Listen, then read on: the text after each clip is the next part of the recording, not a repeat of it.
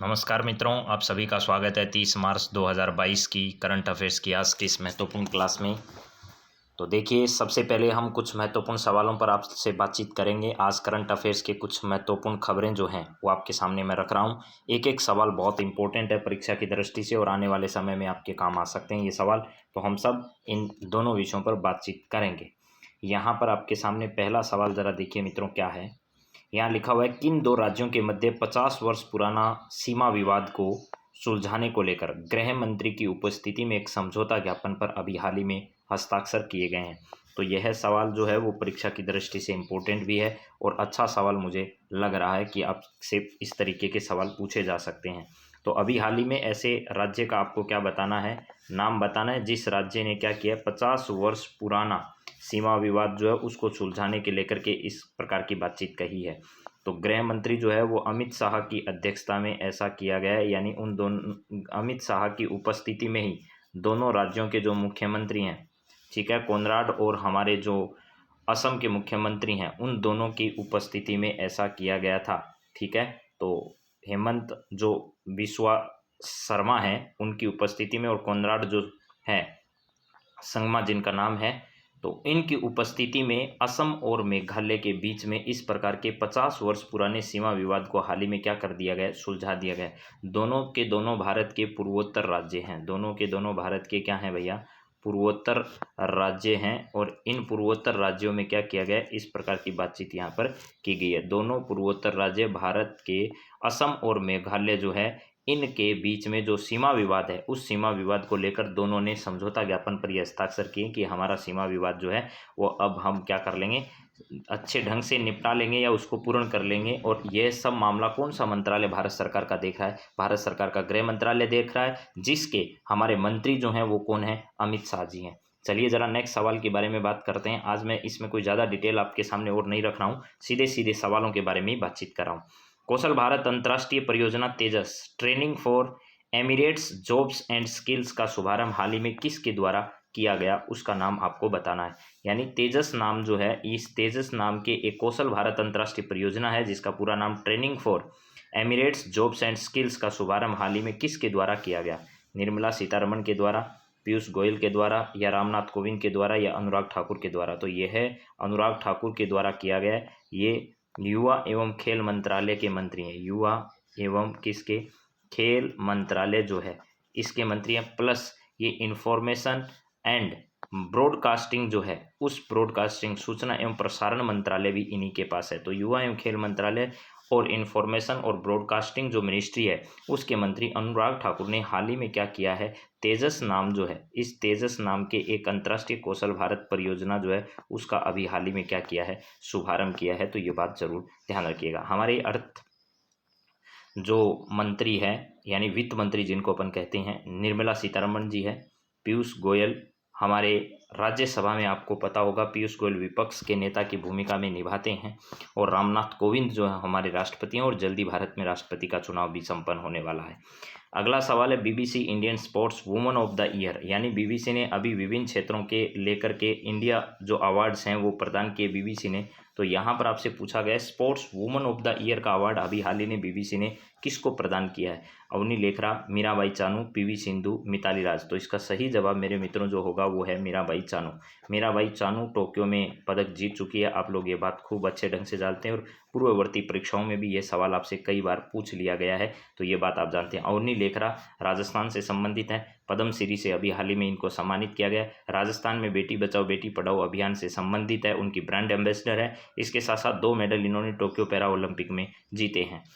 PV Sindhu ने अभी Swiss जो बैडमिंटन प्रतियोगिता है उसको जीता है। मिताली राज का संबंध क्रिकेट से, तो इसका सही जवाब क्या है, मीराबाई चानू है। मीराबाई चानू को बीबीसी की ओर से sports woman of the year का अवार्ड अभी हाल ही में क्या किया गया, प्रदान किया गया। चलिए अगला सवाल देखिए मित्रों, क्या है, हाल ही में दिए गए बीबीसी पुरस्कारों के संदर्भ में सत्य कथन बताइए। और भी कुछ पुरस्कार बच गए, वो जरा देखिएगा।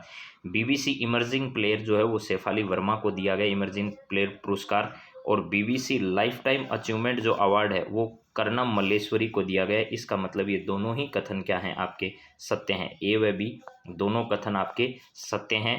और शेफाली वर्मा और कर्णम मल्लेश्वरी जो है इन दोनों को यह पुरस्कार क्या किए गए हैं, प्रदान किए गए हैं। BBC emerging player, life time achievement award, ये दोनों इनको प्रदान किए गए। चलिए नेक्स्ट सवाल जरा देखते हैं अगला क्या है।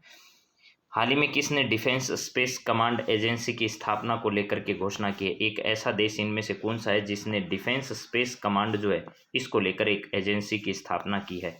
ऑस्ट्रेलिया है, भारत है, श्रीलंका है, चीन है। तो इसका सही जवाब क्या होगा? ऑस्ट्रेलिया होगा।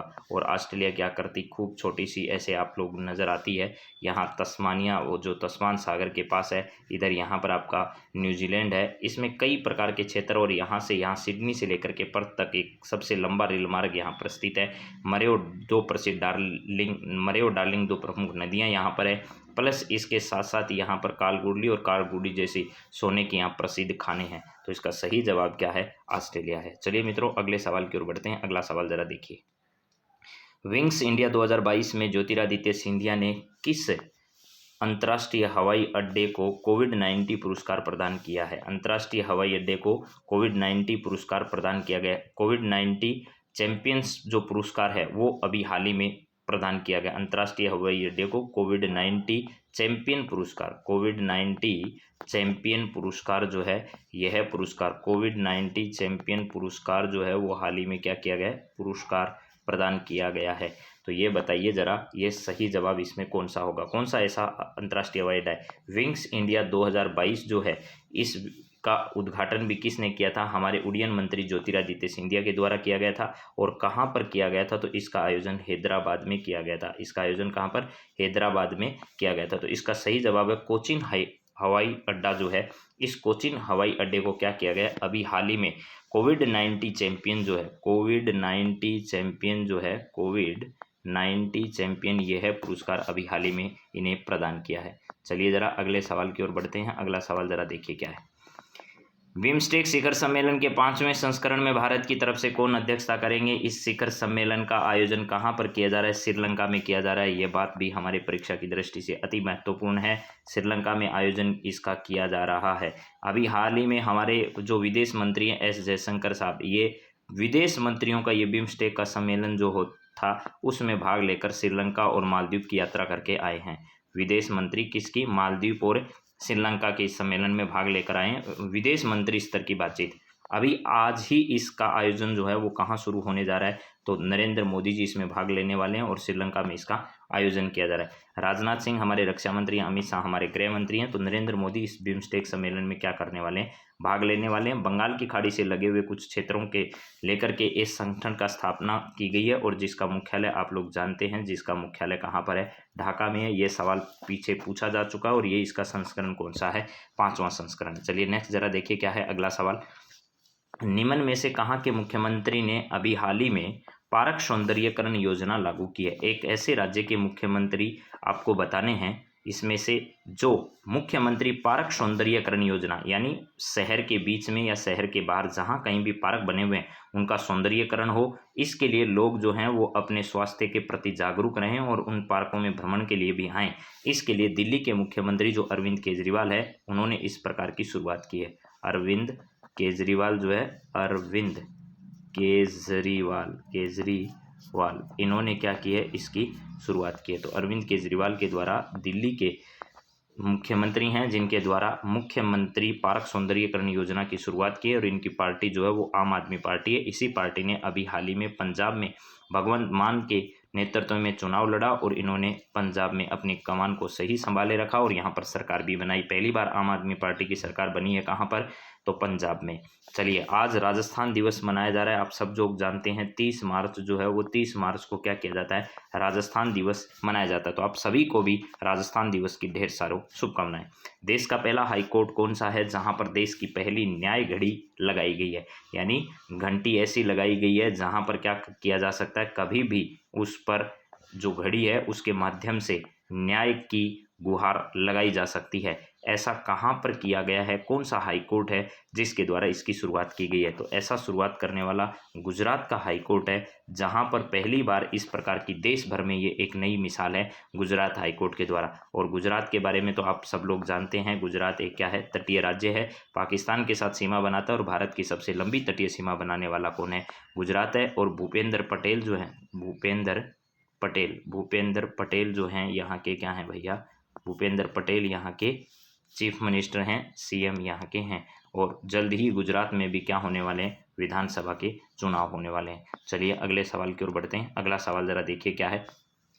पश्चिमी नौसेना कमान जरूर ध्यान रखिएगा। मुख्यालय के तत्वावधान में प्रस्थान एक ऐप तटीय सुरक्षा अभ्यास का आयोजन कहाँ पर किया गया।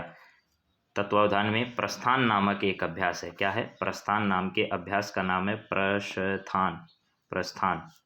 इस प्रस्थान नामक एक ऐप तटीय सुरक्षा अभ्यास का आयोजन कहाँ पर किया गया? केरल में, तमिलनाडु में, उड़ीसा में, महाराष्ट्र में। तो मेरे मित्रों, महाराष्ट्र का जो तट है, महाराष्ट्र का ये जो तट आपको नजर आ रहा है, यहाँ महाराष्ट्र के मुंबई के पास का जो तट है, यहाँ पर ऐप तटीय एक पश्चिमी नौसेना कमान मुख्यालय के तत्वावधान में किस नाम से, प्रस्थान नाम से क्या किया गया, एक अभ्यास का आयोजन यहाँ पर किया गया। तो इसका सही जवाब क्या होगा? महाराष्ट्र के मुंबई का जो तट है, इस मुंबई तट पर क्या किया गया? अभी हाल ही में प्रस्थान नाम के इस अभ्यास का आयोजन किया गया। चलिए जरा देखिए, पीवी सिंधु के बारे में मैंने आपको बता दिया था थोड़ी देर पहले ही कि पीवी सिंधु बैडमिंटन में स्विस ओपन प्रतियोगिता, क्या है, स्विस ओपन बैडमिंटन जो प्रतियोगिता है उसमें इन्होंने खिताब बनाया। और ऐसा करने वाली जो सेकंड भारतीय है, क्या है, ऐसा करने वाली वो दूसरी भारतीय, पहली साइना नेहवाल है। चलिए जरा अभी जब हम अपतटीय अभ्यास के बारे में बातचीत कर रहे हैं, उसके बारे में जरा देखते हैं क्या है सारी बात।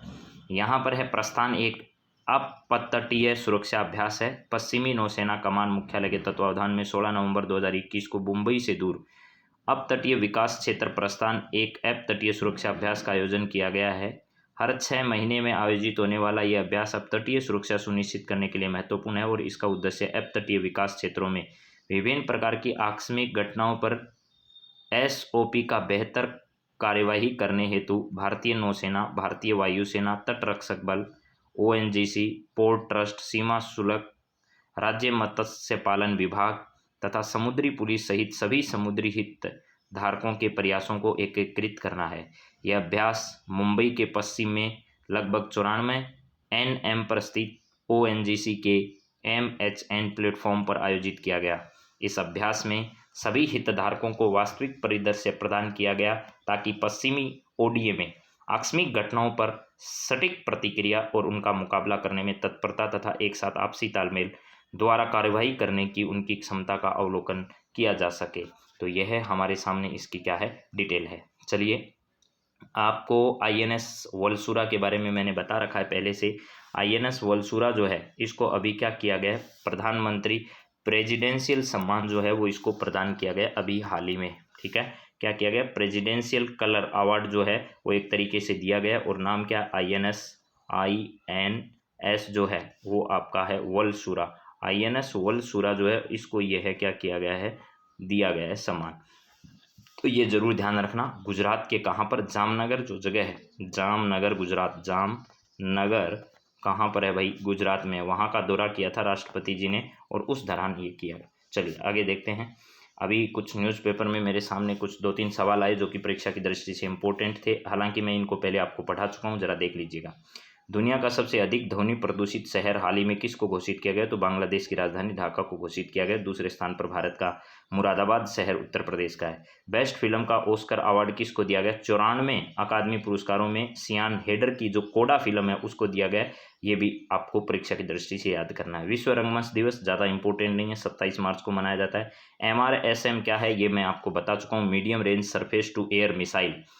MRSM का हाल ही में भारत ने सफल परीक्षण किया है। यह सुपरसोनिक मिसाइल है, इसकी गति 1 मैक से अधिक है और यह Barak air and missile defence system का भूमि आधारित क्या है, संस्करण है। तो ये बात भी आपको ध्यान रखनी है। चलिए जरा नेक्स्ट आपके सामने है राजस्थान दिवस। गुलाबी नगरी जो है सतरंगी और यहाँ के स्मारकों को खूब सजाया गया है। तो आप सभी को भी राजस्थान दिवस की ढेर सारी शुभकामनाएं। अगली क्लास में फिर मुलाकात करते हैं। तब तक मित्रों बस इन सवालों को ज़्यादा गहराई में न जाकर आप इन चीज़ों को ज़रूर याद रखिए। आप सभी का बेहद धन्यवाद। अगली क्लास में फिर मिलते हैं, तब तक have a nice day. Thank you.